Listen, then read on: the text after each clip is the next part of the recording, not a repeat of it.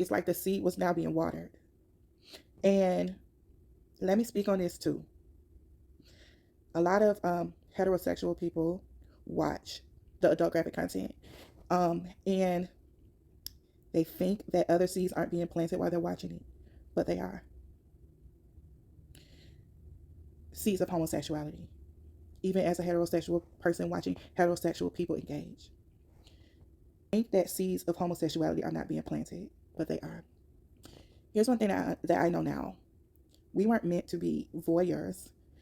We weren't meant to be spying and looking at other people. Because if we weren't meant to be engaging with other people outside of marriage, we weren't purposed to do that. Us watching other people outside of marriage engage with each other creates a desire for other people. You think you can control where your desires or your arousal goes, where you direct your attention to, but you can't. You can't. The amount of adrenaline and dopamine and just all of that stuff that flushes through you while you're watching that, you're not in control over your thoughts. The mental imagery, and I'm speaking about men right now, the visual imagery, and we all know what's always said about how men are visual. The thing that will attract your arousal while you're watching, you can't control it. You think you can. I'll say this too. You become desensitized. If it was only about women, you'd only watch women. But you want to see what appears to be a couple. You want to see a man with a woman. That's what you want to see. While you're in an arousal state, you see naked bodies, you see flesh. It's all arousing you. It's not just the woman arousing you. You're taking the whole picture in. And all of that data is coming into your system and giving you a dopamine hit. It lowers your filter. It does.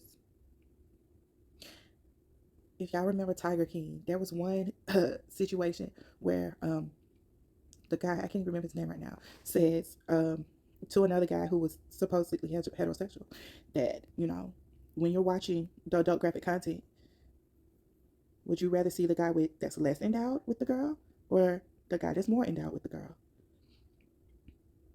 And he's like, be honest.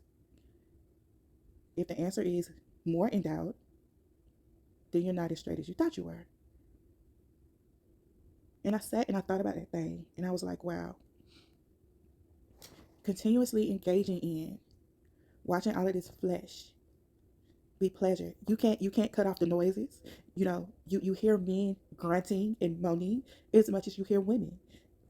The women, all of it is arousing you. Especially stay away from it. Because just like your flesh in the nature of flesh, it's never enough. When you start on that type of content, your mind starts to fantasize and be curious about other content. And then, when you go scroll on your phone, even back in the days with DVD, they would show clips of other videos, other type of videos, to market, to promote. But like if you're scrolling, through a site like this, you're seeing thumbnails and suggested viewings of things that you weren't even looking for. But the fact that you can see it makes you now curious to watch it, right? And it's a slippery slope.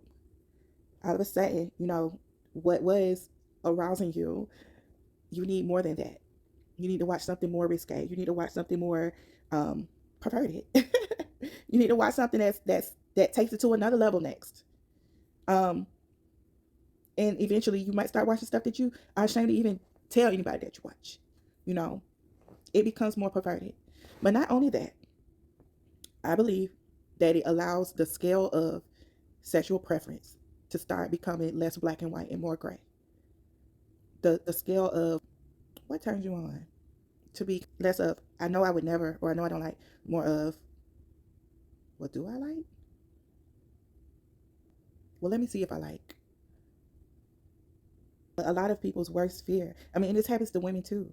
I would say that the filter starts getting dim. So now it's normal for girls to be checking out each other's butts and being aroused while looking at each other's body shape. I know I'm being very transparent right now, and also I don't know, this may be considered graphic language, but I'm gonna say right now, Jesus. Let's get our mind back together. Jesus. I'm bringing in the Lord in this conversation. I'm telling you all of this for a reason. Jesus, let the name of Jesus snap you back out if your mind started going into a place that I wasn't trying to take it. Okay? My point is that I had become, and it's easy to become, engulfed in that life of watching adult graphic content and feeling okay about it because you're not engaging with another person. But realizing that even engaging with adult graphic content is still allowing your mind to become perverted. It's still reminding your views on sexuality to become less restrained. It still brings a wall down for you to become desensitized and open to things that maybe you wouldn't have been open to before, and you 100% shouldn't have been open to before. Even watching, multiple people together, then it's like, oh, I want to do that. When you see it, it may become to where you feel like, oh, I want to do that. I want to experience that. Your filters and the things that you wouldn't allow become more tolerable. You become more open to allowing yourself to do things that are completely from part of the kingdom of darkness. We shouldn't be doing anything considered sexually immoral. And to sum it up, anything outside of your covenant. And to sum that up, if you're not married, you're not in covenant with anybody except for the Lord.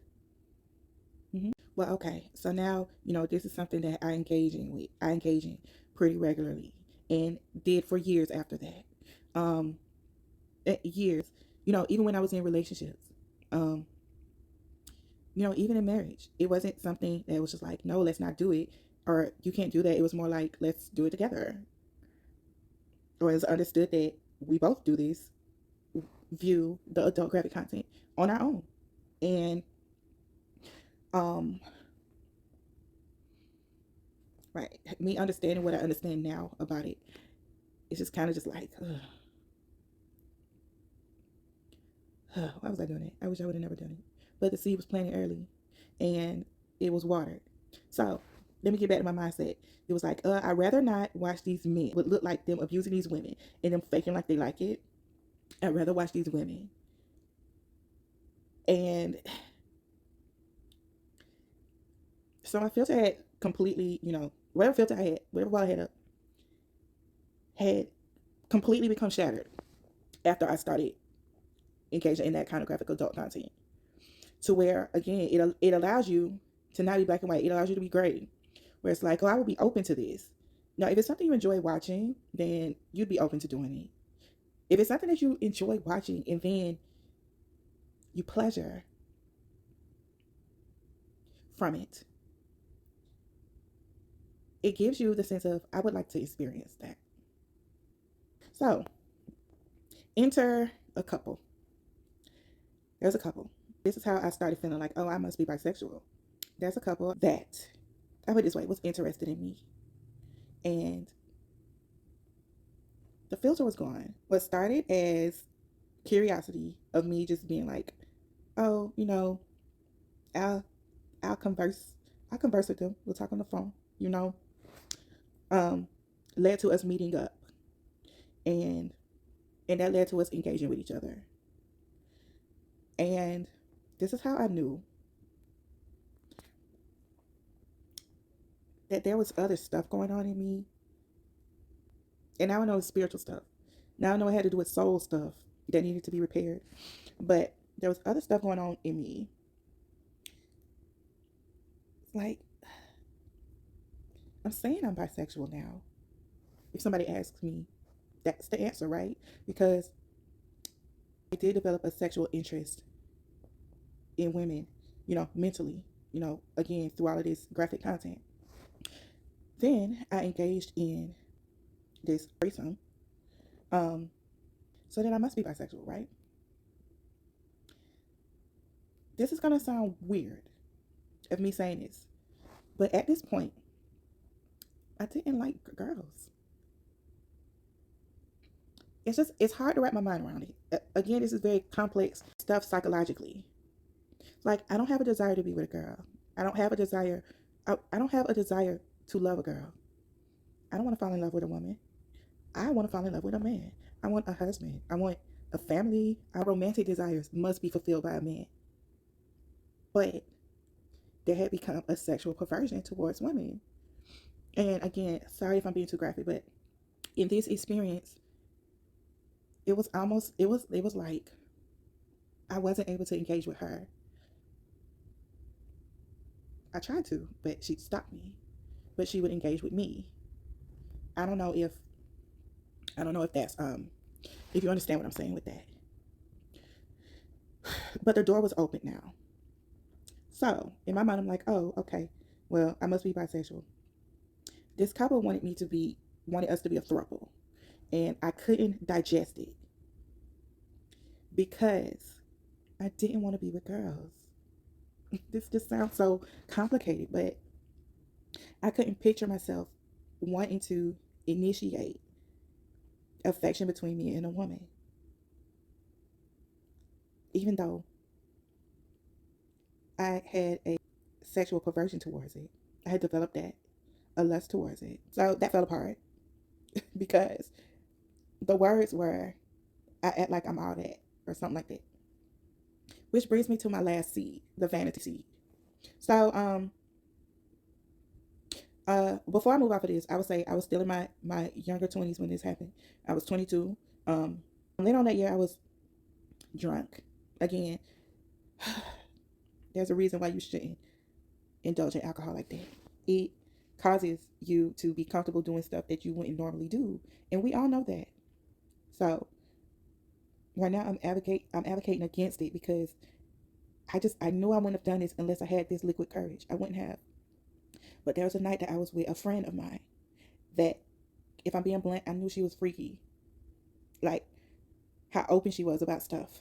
I didn't know whether she had engaged with a woman before, and but we had briefly talked about it, and she was the only person at this point that I had told about this throuple situation because kind of like I knew she could handle it. Like again, I didn't feel like she would criticize me for it because I knew her mindset. Like she was kind of freaky, so like I don't have no other way to say it, but that's why I shared it with her. I was visiting her, and after some drinks and stuff, and again the door was already open. We ended up messing around with each other. Um, I had spent the weekend with her.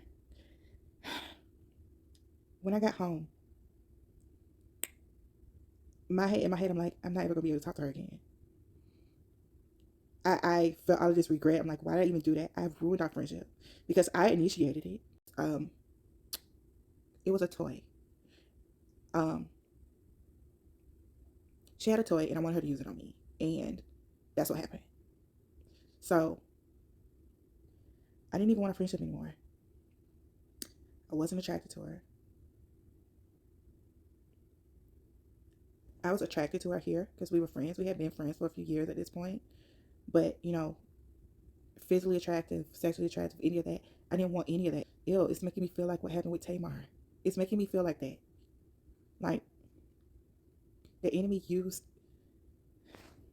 let's be clear, I was wide open to the enemy using me.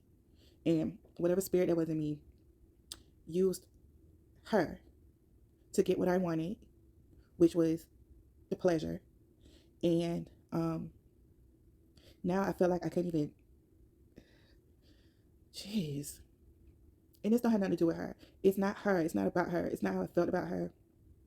I felt gross afterwards. I felt gross around her. I thought about her, how I had come to feel about the guy that forced himself on me.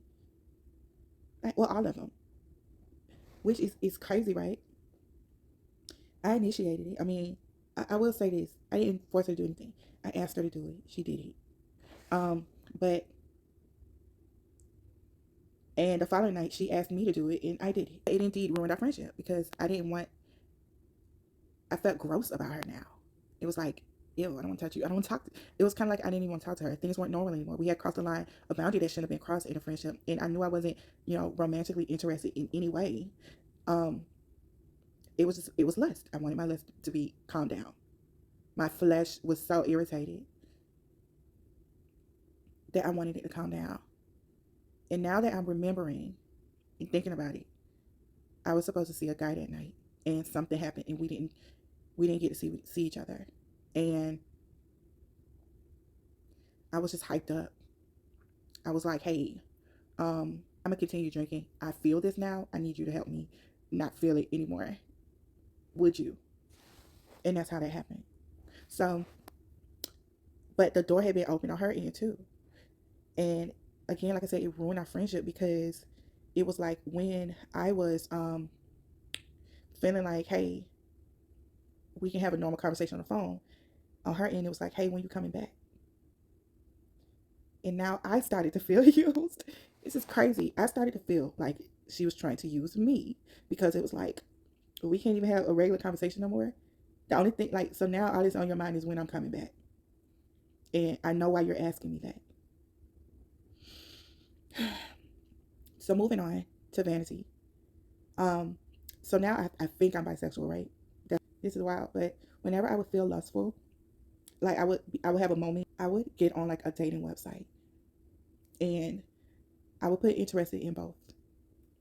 But I could have a view of the woman if I put interested in both, right? And it was like I had started getting the thought of maybe I should just try to have a girlfriend. At this point, me and my daughter's father had split.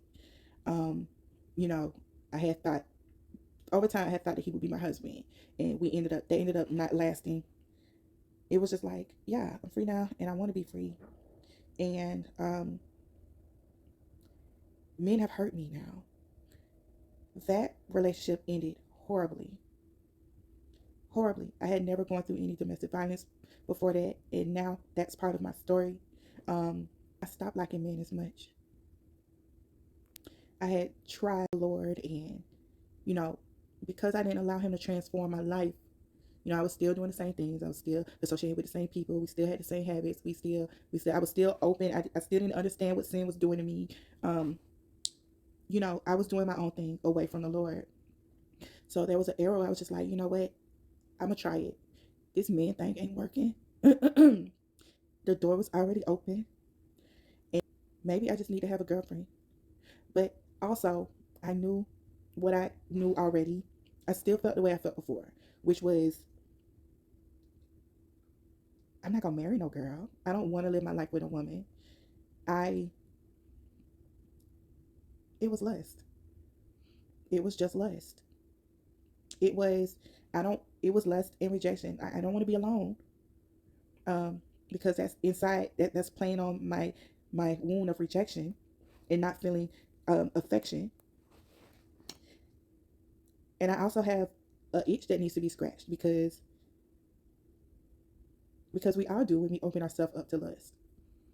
I mean, the question is who you gonna let scratch it, but I had made up my mind that okay, I let a woman scratch it because these men are hurtful, these men are unpredictable. I don't feel it's safe with them anymore.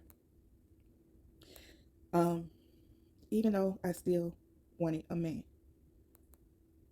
Again, it's complex psychologically. Um, so though I wasn't completely shunning men away if men were trying to, talk to me, but at the same time, I was open to looking for a woman to spend my time with instead. I do think I didn't go down that rabbit hole, but I did approach it. I tried, and not in the way I thought it was gonna happen. Like, cause what would happen was I would get on the site, and then when the feeling passed, the lustful feeling passed, I would delete my account. Then I would have a night of loneliness or a night of wanting affection or like whatever, and I would pull up an account again or reactivate it, mess around with it, go through profiles. A few weeks later, it's like I couldn't do it. I couldn't do it. Um, yeah. So then I had been out drinking, and I met a stud that looked at the time I felt like she looked like a masculine Sanaa Lathan, if that makes any sense. I'll skip the details, but we hit it off. It wasn't approached at first like oh I like you. Like it wasn't approached at the very beginning as a romantic thing because I had been a business owner and that was the gateway into us communicating. But it was like that first communication, we had chemistry in a way of I would continue I would continue talking to her. I wanted to. I enjoyed it. That turned into let's see each other. And eventually that did turn into us becoming romantically involved. I was almost ready to be like, I'm about this life. Um, I wasn't shy around her, around bringing my child around her. Um, and my child was pretty young. I was thinking forward, like, how am I going to do this? I was very unsure because I'm like, I know I still had a layer of embarrassment about it because I felt like I didn't want to be a lesbian, but and then I didn't want other people to know that I had switched teams. I was like, what is my family going to say? Think, what are my friends going to think? All of that was part of the situation. But I'll speak towards the vanity thing real quick because in that situation, the girl was masculine, which was the first time that ever happened, and it was like whoa because it was almost like I kind of felt like that's how I could see myself with her because she wasn't girly. But on the flip side, this is why I say this is very complex. When I would join a site and like look through profiles and things like that, I only looked at lipstick girls. I only was attracted to those. Um, I was never attracted to masculine women. Even when I had adopted the thought like, okay, I am bisexual.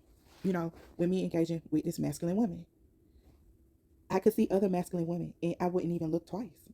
When I would watch the adult graphic content, I didn't want to see masculine women. I wanted to see lipstick. I wanted another me. All right, y'all. So the story continues that um, a couple of things that I come to realize is that one, I absolutely, well, real quick before I move on to the vanity part, I just thank God. I know there are some things that I had to clean up for myself after I did commit my life to the Lord for real. One of them was forgiveness. I thank God that even though I had these experiences, my heart wasn't hardened towards these people. And I don't think that was just me and my kindness. I think that the Lord created me to be that person, or his spirit allowed for me to not become bitter through these experiences, which were harmful to me. Even the physical, the domestic violence situation, it impacted me, but my heart never hardened towards any of those people because I know that sometimes when you get in that situation, when whether it be a male or a man or woman, when you get into the situation of domestic abuse, your feelings towards it can create a stronghold. Your feelings towards it can cause you to have bitterness and unforgiveness in you that you will have to allow the Lord to clean out. And it can be hard. Those things can be a very hard thing to overcome. So I'm thankful for that. The other thing that I have to be thankful to God for is that in any of those three situations with the woman, I I'm aware that I still participated. But so think of it like this. I wanted to contribute. I didn't just want to receive because how I felt about, having sexual interactions, whereas, obviously there were sexual interactions, because of the assaults that I felt like it was taken from me. I never wanted to be the person that took and didn't give.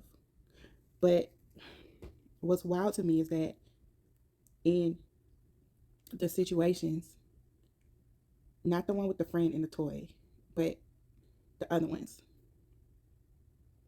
the more like skin on skin situations, I tried to give and they wouldn't let me. Neither one of them. And if I feel like if I would have stepped over that hurdle, that I would have been more immersed. If that makes any sense. Like maybe it might have done something to me spiritually or psychologically or something that would have made it harder for me to break off. and when it was time for me to stop participating.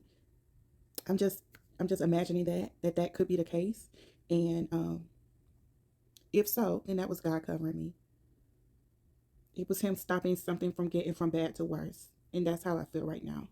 But um, to speak on this vanity, so I come to realize, especially in the type of graphic adult content that I was watching, that I was always gravitating to a certain look. Um, it's like I would find my favorite, I'll call them actresses, my favorite actresses, and watch those videos specifically. And when I really stopped and thought about it, in retrospect, at some point, I was like, I'm attracted to the ones that look like me. And I thought it was odd at first. Even if it was a man and a woman, if it had a specific actress in it, I would watch it. And like descriptively, I'm not saying that they looked like me, but have my same characteristics physically. And there was this one specific one that to me, I'm like, oh, she looks like me. It was like, I would be like, oh, I bet that's what I look like. So I would like watching her. And when I started thinking on it, thinking there might be something to that. So going back to when the throuple, when our last conversation, she was just kind of like going off on me and was like, I think I'm all that. And I've had insecurities. I've especially had insecurities with my body, with weight fluctuations, and it would be the thing. I looked like I was thick, but then I had no booty. So, but that never was a thing for me because it was never a thing. I'm not going to say that I felt like I could get any guy that I wanted to have, like any guy would pay attention to me type thing. But to a certain extent, yeah, it was very it's almost contradictory. It was like I had insecurities, but then I didn't have them because even despite my insecurities, I never felt like I had trouble with men finding me attractive. So I know in my early 20s, I really felt like, I'm that girl. And when I would go out and step out, like that's how I would feel about myself. Um, I enjoyed the way I looked. I enjoyed who I was, regardless of the way I look. Even at my absolute heaviest, like within the last 5 years, in general, because during the 5 years, there was a portion of time I was married, so I'm not talking about that. But I would still obtain the attention that I wanted from men that I enjoy getting attention from. You know, and what I'm saying is like not some old weirdos or not some old, the guys that were paying me attention. They were up to par with with my standard, and I don't know how to explain it, but I would say at a certain point, it was like I was so in love with me that when somebody asked, "Would you date you?" the answer was yes, and I think I meant it. I think I meant it. So when I was still, feeling like I was bisexual or feeling like I was attracted to women, I honestly think it was a mind trick at some point. Even until my marriage, I was in a relationship that really, really lacked affection. Um, and I would say the affection that I wanted. I'll just put it like that. And he knew about my sexual endeavors and stuff. And before we had got married, at some point we had discussed it, and it was like, yeah, I'm okay with that type thing. And not just I accept you anyway, but no, I'm okay with that. Like, if you wanted to introduce someone into what we have, I'm okay with that. Um, so when my mind would go on these trips of I'm not getting attention, I'm not getting affection, he said we can introduce somebody. He said he's okay with it. Let me go on this app and try to meet somebody. I'm only really interested in girls that look a certain way. And yeah, just like with the adult graphic content, at some point I just realized I'm just like, I don't want a girl. It's like I want the affection. I can't have a man. The man that I do have, I can't get it from. I want me. I was attracted to myself. And that sounds so odd. And I still don't know how to grapple it. But what I am saying is that fed into it. It was like, it's one thing to think that you're an attractive person, but it's another thing when you can actually become attracted to your own self. And it's a spirit of vanity. It's a spirit. All of this is spiritual. And I came to realize that later. It was just like, I don't want no woman. Like, I was battling with things. And the other thing I did want to say, going back to the feeling of rejection and how that played out, like certain times, like it showed up in how I would respond to men when I did want to engage with them. Sometimes I would brush them off and be rude and be mean. Like this stuff can really like mess with your psyche.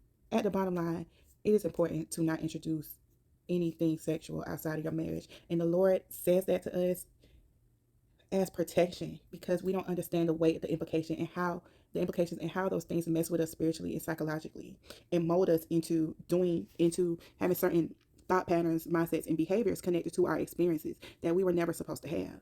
So, you know, while sometimes it would just be awkward, like, don't look at me. Sometimes it would be like, don't look at me. Like, what?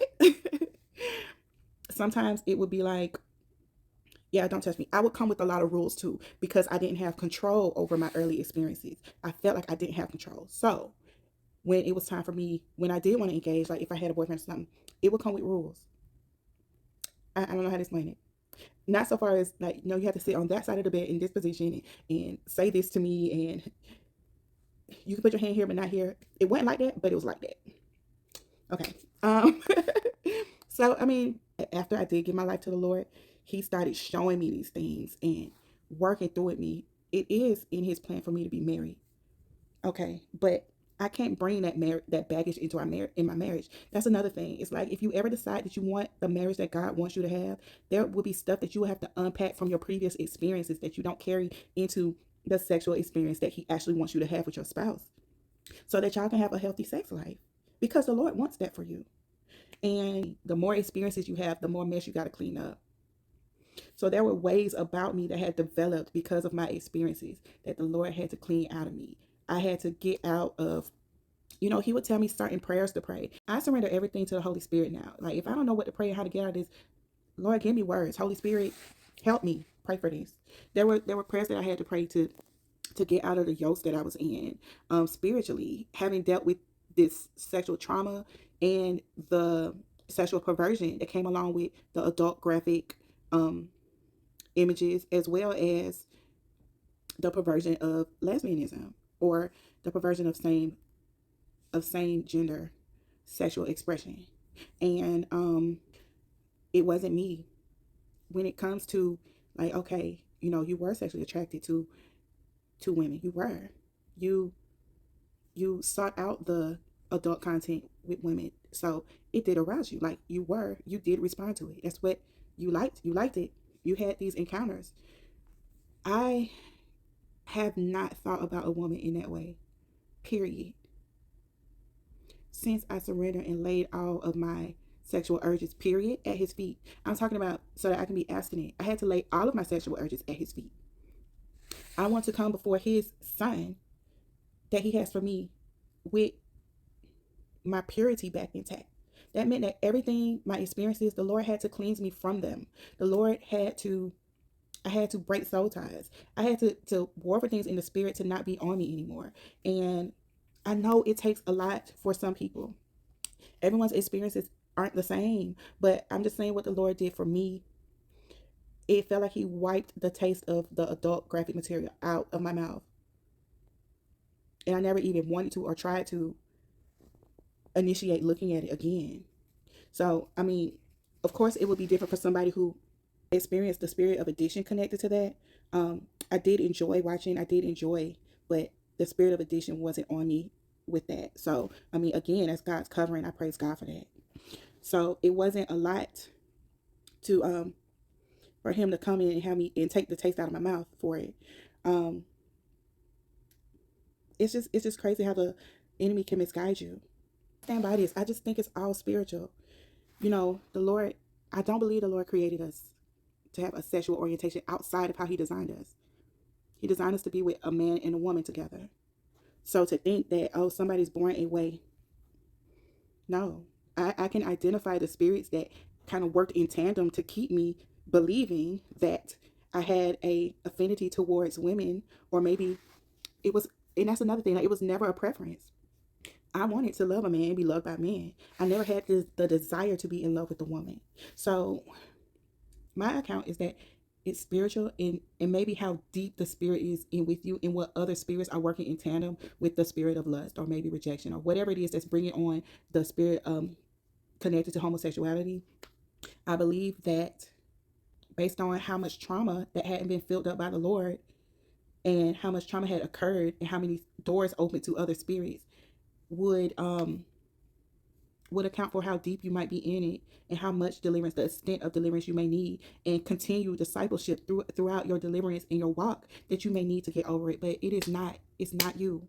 Listen, I know it wasn't me, and I'm not saying that your story is my story at all, but